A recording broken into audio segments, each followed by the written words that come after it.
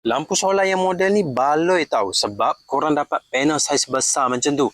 Saiz dia 60cm kali 35cm. Besar tau. Biasa panel solar separuh saiz ni. Kalau yang ni 2 kali ganda. Yang ni lampu solar guys. Korang pasang lampu macam ni, tak payah nak buka tutup dia punya switch dan tak payah nak bayar bil elektrik. Sebab lampu ni dia cas guna cahaya matahari. Dia cas automatik waktu siang. Bila malam, bila dia detect tak ada matahari, tak ada cas yang masuk, dia akan terus nyala dengan sendiri dengan sangat terang.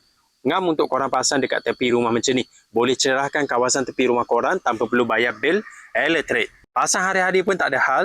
Bil korang tak akan tinggi punya. Dan kalau korang tinggal rumah waktu malam, lampu ni dia akan automatik nyala, tak payah nak buka tutup switch. Memang ngam bila pakai lampu solar macam ni. Jadi kalau korang nak cari lampu solar, korang boleh cek yang model kelabu ni. Yang ni sebenarnya model baru. Design dia lawa, lampu saiz besar. Dan kalau korang beli watt yang paling besar, dapat panel saiz besar macam tu.